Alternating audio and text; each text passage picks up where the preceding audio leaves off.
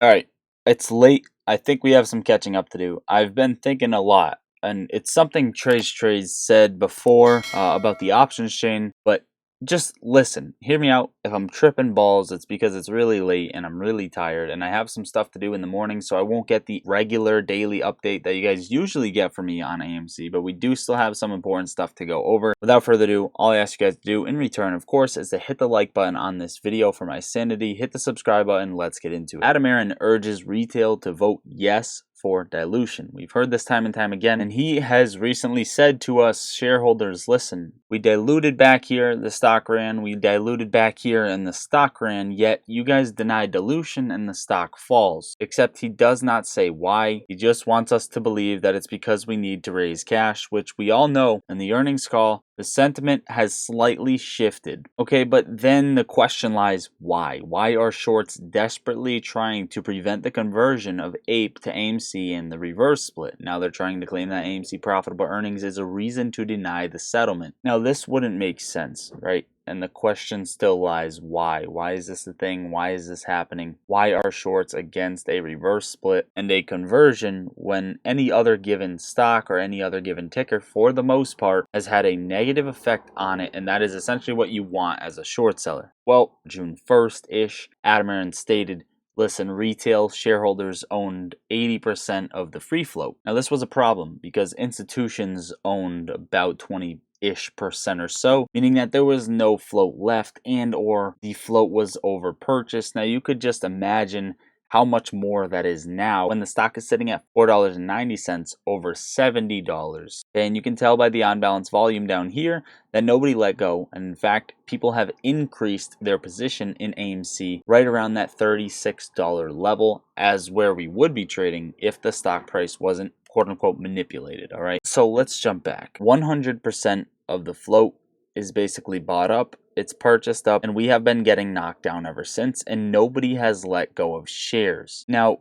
what I find interesting is a long time ago when Trades was part of the community and making AMC videos day in and day out, he talked about purchasing puts on AMC and it being actually a good thing. Now, of course, that is a lot to wrap your head around. You would have to go watch his video on that. I don't even know if he still has it on his channel. But if we own 100% of the float, how can you buy?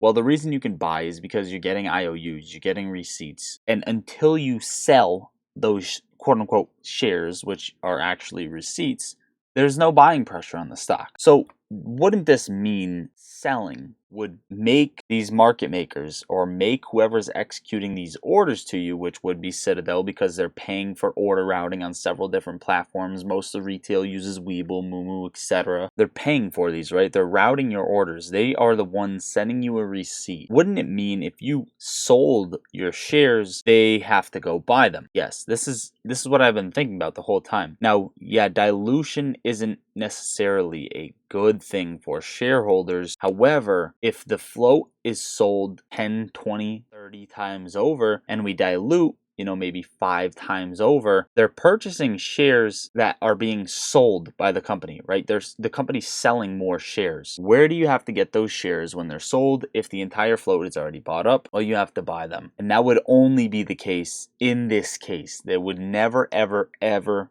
be the case in another stock unless the float was bought up as much as AMC is. Now, I know it's a lot to wrap my head around, and I'm usually more fresh in the morning, but I'm going to schedule this to go up throughout the morning tomorrow. I'm going to be updating you guys throughout the day. Now, moving on to some additional stuff that actually raises concern is attendance concerns. AMC 3-month global attendance was 66.3 million, and Cinemark 3-month global attendance was 64.4 million, which is a valid concern that has to be discussed. Yeah, the earnings was positive, but AMC is very close to Cinemark, and Cinemark isn't doing too hot. And AMC has more screens, more theaters. Is it the location that's the problem, or is it, like this comment says, the HVAC issues that AMC Theaters has? You guys let me know your thoughts in the comments down below. Now, Disney Plus just reported its biggest subscriber loss ever in history, and Disney Plus lost over 11.7 million subscribers in the last 3 months. Now, notice that they have been pushing this transgender stuff on little kids, this gay stuff, homosexual stuff on little kids. This is more than likely why they have lost their subscriber count on Disney Plus. Now, you guys let me know your thoughts in the comments down below, but I did pull this from Twitter. It was somebody's opinion, and I kind of do agree with it. On top of that, AMC days to cover and short interest adjustments happening with AMC and APE are not a cause for concern. At least we know the data.